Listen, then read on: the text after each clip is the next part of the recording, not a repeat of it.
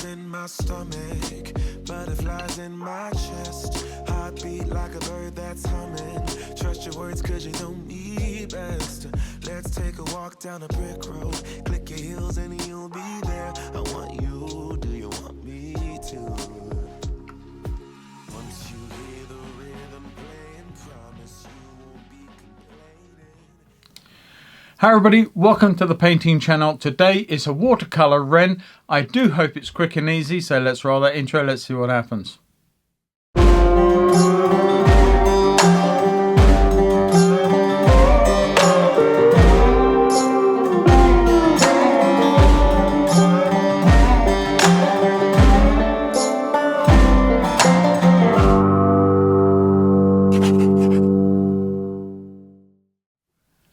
Hi everybody and welcome back. As I said at the start, it is a watercolor Wren and I really do hope that it's going to be quick and easy. But before we headlong into this video, let me take the time to just say, as always, a great big thank you to all my subscribers, both those that have been around a while and all the new and recent subscribers that have come on to support the channel.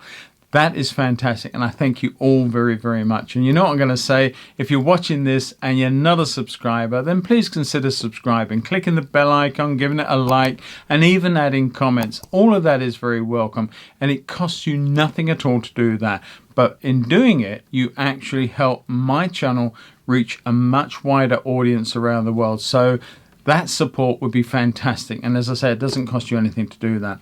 But if you do want more, and you want some real-time videos, full length, lots of help, and all this sort of stuff, including a weekly live stream, then check out my Patreon. All the details of this or my Patreon are under each and every video that I create. Check it out, look at the tiers, see what might interest you.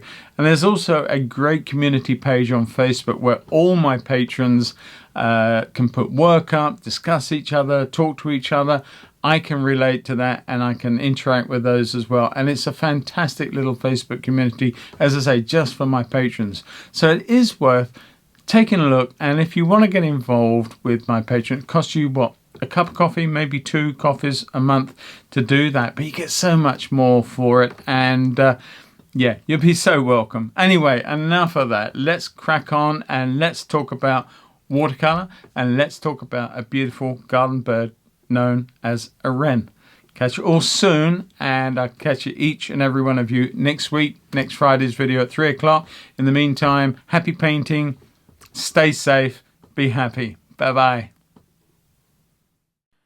Okay everyone, and let's get this one underway. I want to make this drawing fairly simple by drawing 2 circles which really set up the idea of the bird. Now, all birds, or lots of birds, have their own very familiar shapes and form, and the Wren is one of the most iconic little garden birds that you'll see, with its little upright tail most of the time and its dumpy little features. It's a beautiful bird, but by doing 2 very simple circles to start with, one for the head, one for the body, you can see from this drawing that I've managed to start already getting the form of what the Wren should look like.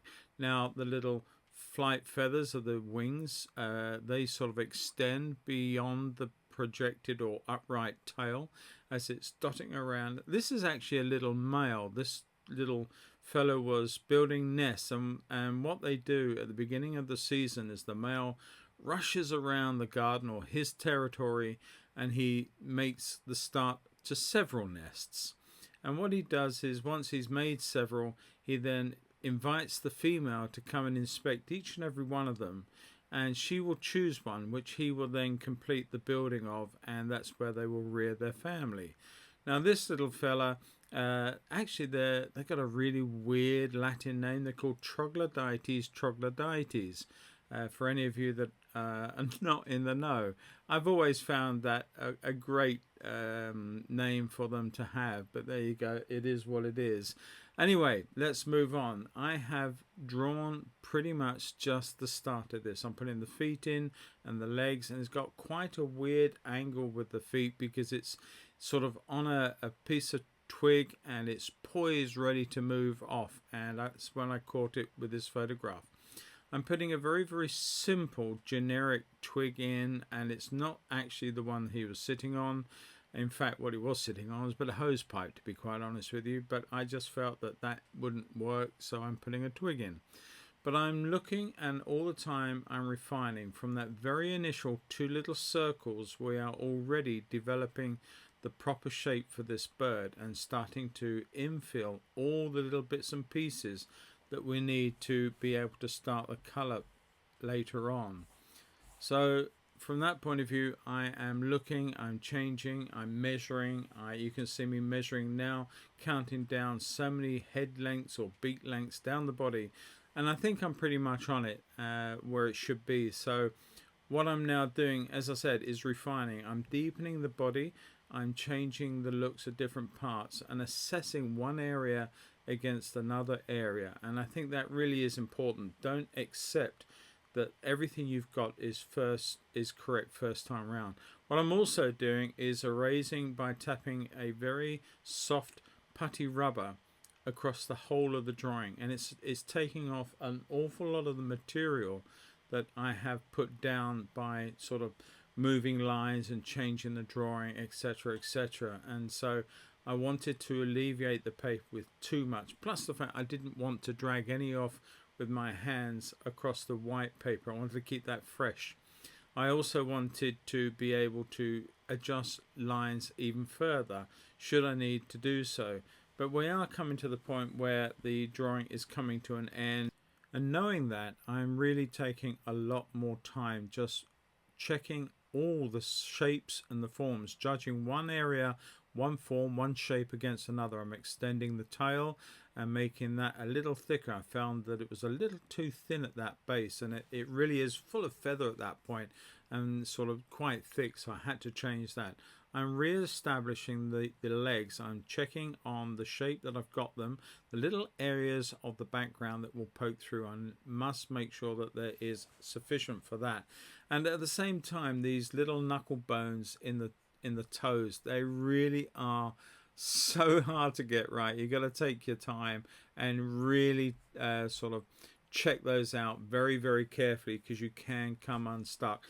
So what I'm basically saying is that what you must do, or what I constantly do, is I'm erasing, and you can see me doing it, I'm erasing bits of information, changing lines, checking things. I'm looking at the photo, and I'm also looking at my drawing, and I'm evaluating one shape against another shape in both of those areas, and if it needs to be altered, then I'm altering it. And I'm not pressing too hard. I'm being very careful. I think that you can really overdo and damage a piece of paper. Too much erasure on watercolor paper can damage the surface anyway, and that's something you must be aware of when you're doing something like this. So anyway, what I'm now doing is we're going to start mixing some color, and I'm using a fairly small palette with this bird. It's a lot of warms, lots of russets. The first color I'm putting out, of course, is lovely burnt sienna, and I'm also going to mix a little bit of raw sienna in the bay next door, just so that I've got the two to draw on. But it's going to be a process of trying to work fairly loosely. As you can see, a little bit more water was added to the mix so that it lightens it on the head, and I am paying a lot of attention. I did go over a little bit of white there that I really didn't want to, so while the paint was very wet, I just used a piece of kitchen towel to take it away. But essentially this is a mix of burnt sienna, and I'm leaving specific white bits of paper where I don't want anything to be loaded in. Putting a little bit of my blue and a little bit of Ultramarine Violet into the chest area. Quite cool. They're not blue feathers, of course they're not, but they're in shade and they're not light. They're like a dirtier buff looking colour, and that will pay a lot of dividends later on, because all these colours of course are drying much lighter than what I'm putting in. So you've got to really look at the consistency of colour that you're applying to your bird. All the mixes that I've got are, as I say, they are into the few blues, which is ultramarine, and a lot of cobalt violet, but I'm also using just a few earth tones here, which are burnt sienna, and I'm using raw sienna. But one of the colors I actually do rely on is the Indian Red. It's a dark and it's cool. It really is a great color, and that really helps me in some of the shady parts with this bird later on. I also call upon Sepia an awful lot too for a lot of the warm darks that I will be employing during the course of the painting of this bird. But I'm leaving as much white paper as I can. I know already I have made a slight error there. I went straight through some of the wing flights and I sort of missed leaving some of those beautiful little white touches, but I'm going to put those in right at the end with some body color. So it's not a big deal, but it would have been nice had I sort of seen that before I went straight through with the brush, very gung-ho. But I gone up with the tail, and now you can see I have put in a little bit of Indian Red into that. Having done that, I'm also using the tip of the brush just to deliver as much paint as I really need. The Indian Red now is going into that lovely shadow in front of the tail, and also on the area of the tail right next to that. But I'm using the tip of the brush, as I was saying, just to suggest areas of feather, but leaving white paper to suggest a lot of highlights. First coat going in, first layer going in on the leg, and it will get darker than that, but I will also lift some stuff out of that later on as well. Putting a little bit of that lovely turquoise green into the front of the bird. It's not green, but I just love the sense of that cool color, that lovely coolness going into the shadow side of the bird. And I put a little bit of the same color across the head. The head is not as warm as the rest of the body, and I wanted to take that down just a little bit with the cooler color while there was enough moisture in that first layer. I've also, as you saw, then lifting out a little bit at the base of the neck as well. Now I'm coming in with a bit of sepia, and I'm just putting in the first layer, bit cool, of the branch that the bird is sitting on. Now I've gone through the feet, and I'm not too worried about that because obviously this is very, very light. It is just the first layer. We are going to do a lot more work to this, but it just establishes the shape for me to work forward. Also, having that cool color really works nicely to balance the colors within the bird itself. So I'm not worried about that. That really for me works very well to do that. But I had to be careful. I wasn't too sort of happy with some of the shapes of the twigs at this point, so I made them very, very loose and used a lot of white paper to suggest the highlights on the wood itself. So I was sort of aware of that and made that happen. Now I'm back into the burnt sienna again, and the bird is predominantly dry, and we are going back in and we are adding the next layer, the more richer red warm colors, a little bit of Indian Red going into that tail again. You can see that every successive pass adds another layer, a little bit more detail, and by putting a little bit more detail in means to say that you put a little bit of less paint on, because obviously there's no point in covering up everything you've just done with the next layer. There was no point in putting the first layer on, so you are successively putting more detail in, but each time you do that you're actually adding less paint in order to do that, because a lot of what, as I said, goes on is still remaining underneath. Now I'm putting a little bit of dark, a little bit of shape around to the eye and to the top of the head there, and coming in with the first initial colors with sepia on the back of the eye. It's a lovely dark stripe, but I don't want to go straight in with that sepia color. I will build it, and it looks dark now, but it will actually get quite a bit lighter and will need further treatment further into the painting we go. But this is just allowing me to get some sort of established ground going so that I can move forward and put the first marks into the eye. This actually makes a heck of a difference to the painting, just putting that eye in. Lovely big sweet black eye that this has got, and it's part of the bird's charm. It really looks so beautiful having got that. But I'm now adding a few cooler colors, a bit more of that green mixed with a bit of the sort of siennas that I've got in the pan, adding a bit of warmth and a bit of dark. I'm adding weight to the bird. Now I'm not specifically using one color or another. This is sort of a dirty amalgam mix of some of the reds and the blues that I've had so far. And when I say reds and blues, you know I'm talking about the Siennas and the Cobalt, or indeed the Ultramarine Violet. Now this is where I use this to a good effect. I put that barring in because the paint was a little bit damp there and the barring was a bit of fresh water. So what it did, it actually pushes the color of the red apart and allows it to sit in. It's quite an unusual effect, but it really did work quite well. And there is that little grizzle, or I'm not quite sure the correct term, but it does look quite nice. I do come in and darken it down with a bit more sepia, give it a bit more presence, and it starts to, I think the word is brindle.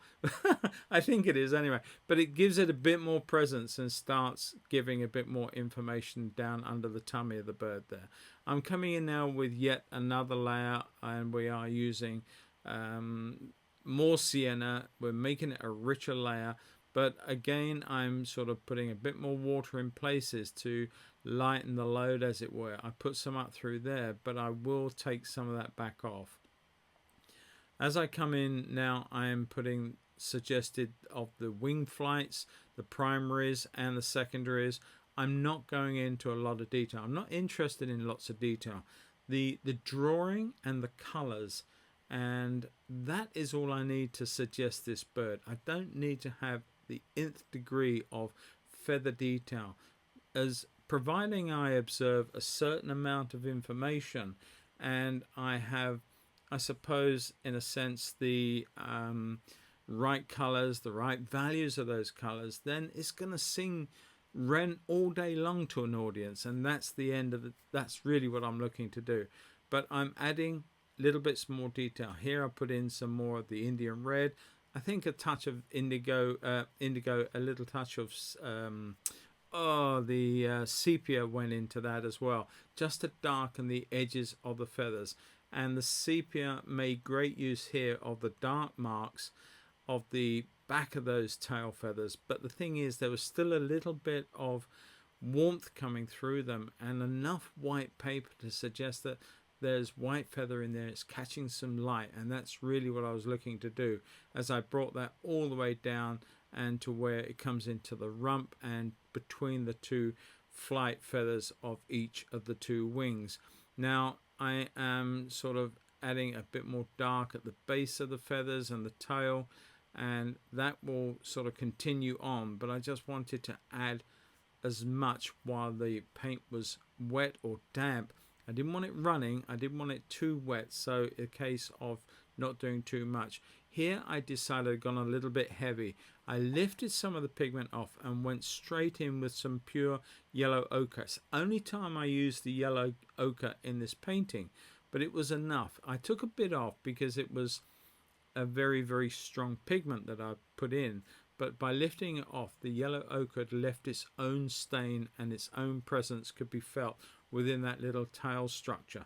Now I'm using the indigo and the Indian red to create the barring on the wing. This was a bit of a mistake, I've got to admit it. I went in way too quickly, and all the color underneath was still damp and it just fused. So what I quickly did, as you just saw then, is I lifted all that off, or as a lot of it off as I could, with a piece of paper towel, and I'll let that dry up, and that will give me a fresh go at it a little further on. But it actually worked in my favor. That left a little bit of barring in there naturally anyway, so that I was quite grateful for that. Now I'm starting to put in a very bit of a sort of a loose bit of foliage, the suggestion of leaves, nothing more. I'm using my turquoise, and I'm using a bit of the darker turquoise, the I forget what it's called, Sleeping Beauty, that color. And then I love to augment that with some transparent Pyrrol orange, and using the two to great effect to give me warms and cools in the leaf structure. And I didn't want to try and paint leaves, I'm not interested in that.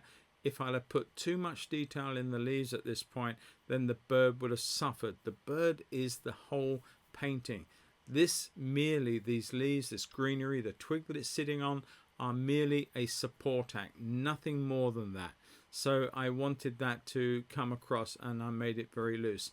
Splatters. Now, we all love splatters, and well, I certainly do. I don't know if everybody else does, but they can't be painted, and you have to control them. So it might be worth taking spare bits of paper at some point and just trying out different splatters, different ratios of water to pigment, and different ways of tapping it, so you can get very suggestive marks. It is a good practice thing to do, but you can get it wrong, you can overdo it, and you can get splatters across the bird where you don't want them. So it is worth taking your time and just playing around with it and taking great care.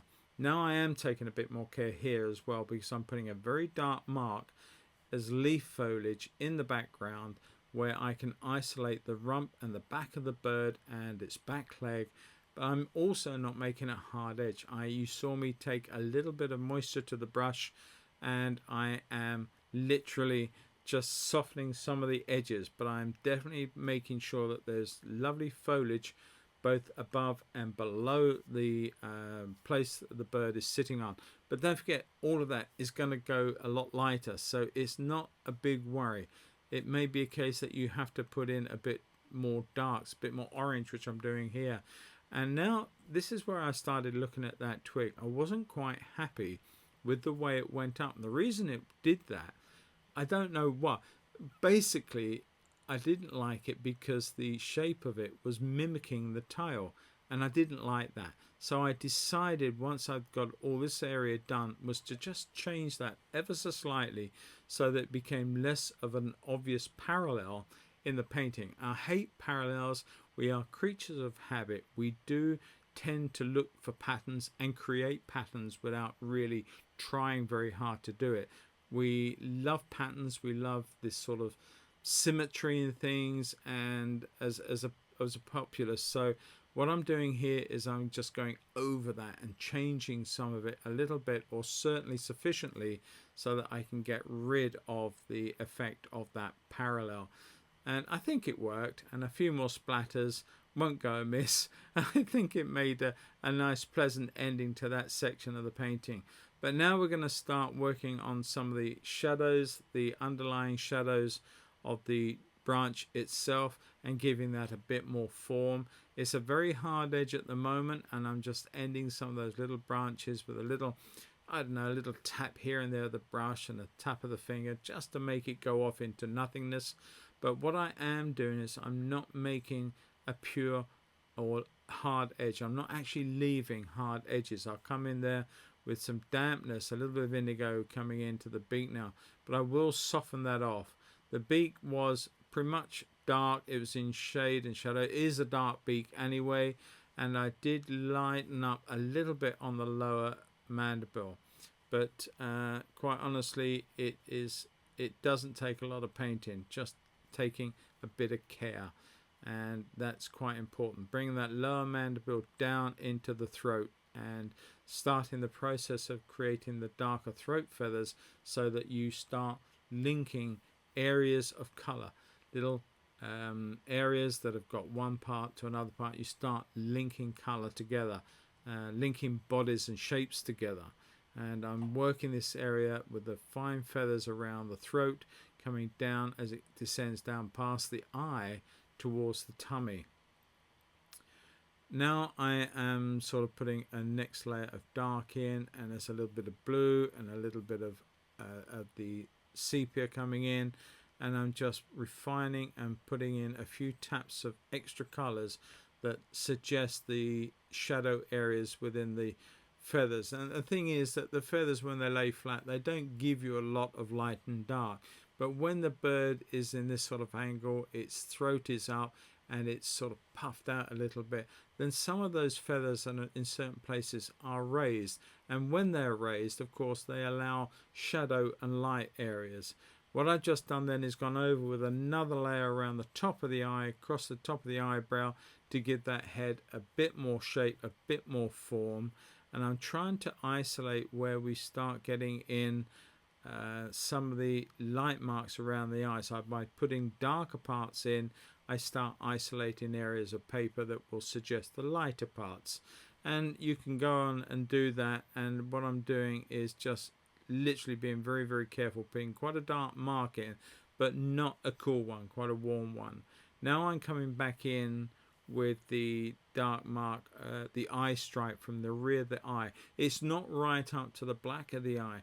There is a little bit of skin, a little bit of fine feather that denotes a white shape around the back of the eye, but then you come into this dark eye stripe, and I'm putting in all the different bits and pieces of darks, a little bit more layering here, a bit more detail, a bit more feather detail across the top of the head and across the front of the head, importantly, because obviously there is a shape to that, and until you start addressing things like shadow and form going away from the light, you need to start suggesting that there is a shape to the head, and of course that comes down and into the lovely little body.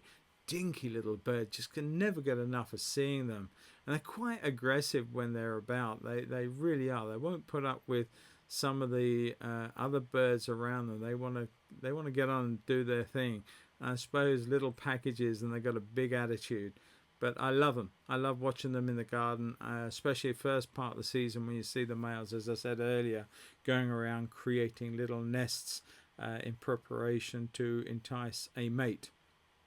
Putting in a little bit of detail, a little bit of shadow underneath the wing flights now, and suggesting the larger dark marks across each and every feather. Now, I'm not counting them. I'm just being very, very careful not to get them wrong, but not overstate what I'm trying to do. There's a lot of darks here and a lot of different beautiful marks.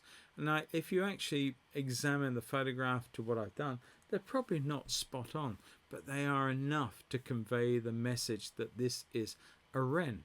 And that's really what the whole thing is about, a quick and easy bird. And hopefully you're getting something from this in that fashion, because, you know, all these little refinements are just, you can stop anywhere you like, really. We've done the core painting. We've got the leaf in, we've got the thing that it's sitting on. I've got one or two bits and pieces to do with the legs and shadowing underneath the bird, so it's sitting nicely in the light on that branch. But with that all said and done, any of this amount of detail that I'm putting in now, you don't have to put that much in.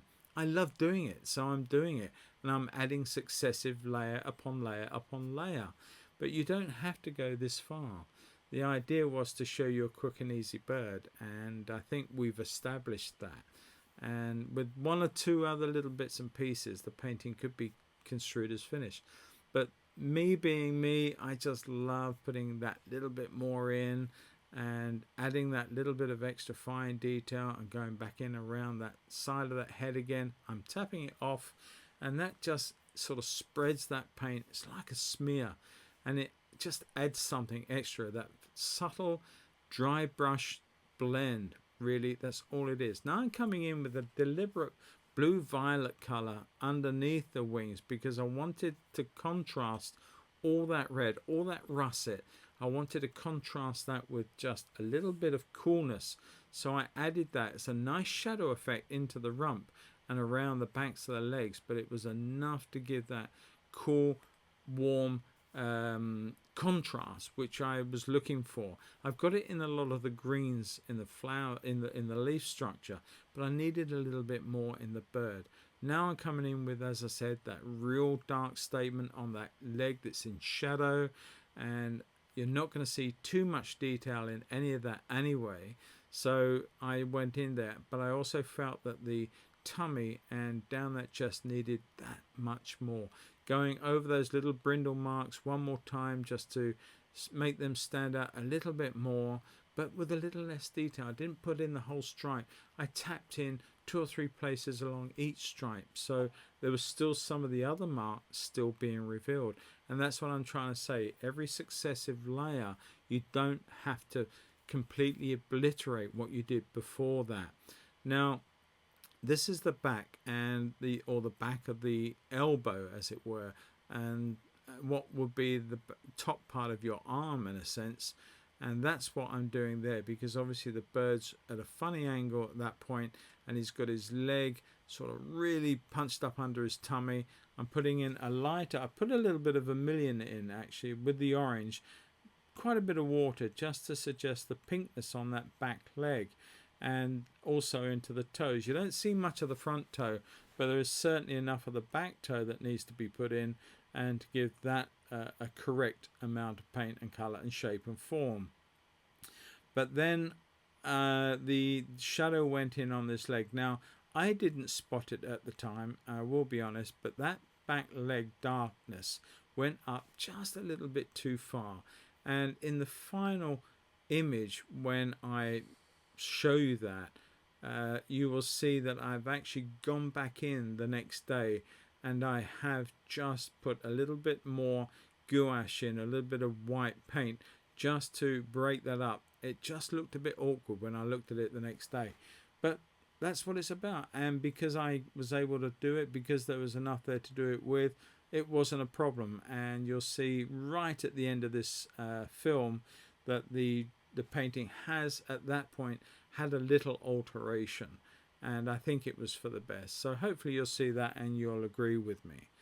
But we are coming to the end in many regards. We've not got too much left to do. We put the tiny, I love painting the claws. They're so tiny, so fine, and they're so long too, but they grip that wood, and they just, you got to get them looking right, because obviously they don't come right onto the wood, they are sort of high off. And the length of that one I'm putting in now, and you can see it's sort of, the tip is on the wood, so that's holding the foot right off of the branch at that point, but it's enough to grip it there, and it's enough to do what it needs to do. So that's cool, I got no problem with that. I am now really, like I did with the drawing, I'm looking at crossing I's and dotting T's. I got that wrong, haven't I? dotting I's and crossing T's. I am checking everything. I'm looking at the photograph, I'm looking at the paint and seeing where I need to add bits and pieces here and there. And you can see the colours that I'm mixing together now, and there will be a full colour chart.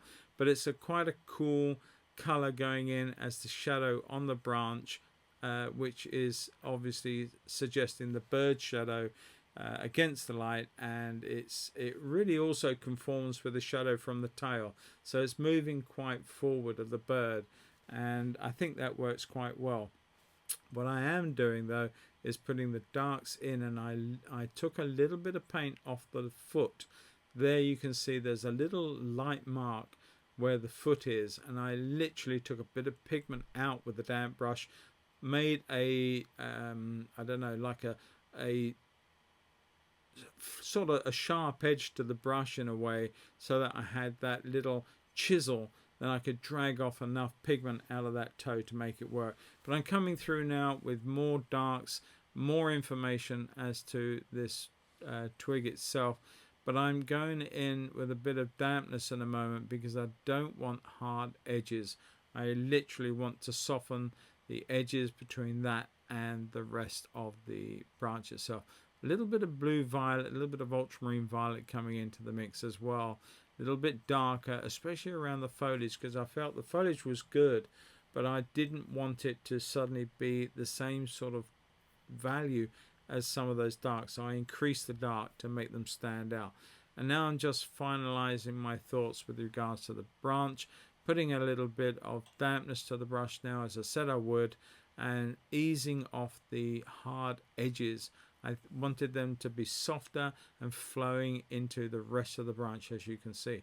So that's it, we're done and dusted pretty much. I am just looking, I'm just putting in a bit more dark onto the branches here, but while I'm doing that, I'm assessing the whole painting. And I suppose in a way I'm always assessing the whole painting, all of the painting process, but more so right now because I'm just making those final judgments with a bit more warmth here and there, put a bit more warmth down that foot.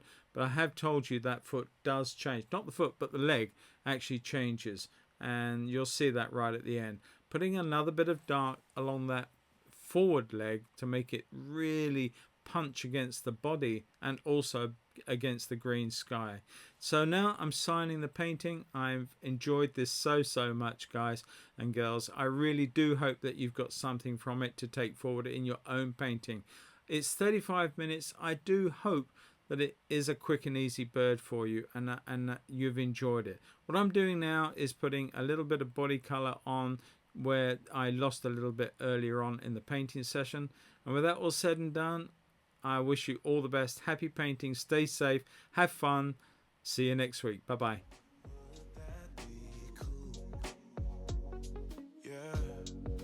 Beautiful girls are coming. Funny girls are real sweet. I don't say these words often. Loving you has left me weak. But let's take a walk down a brick road. Click your heels and we'll be there. I want you. Do you want me to? Once you hear the rhythm playing, promise you won't be complaining. I'll be here fully if it's for you. Once my body gets to swaying, promise you won't be complaining. And I'll be saying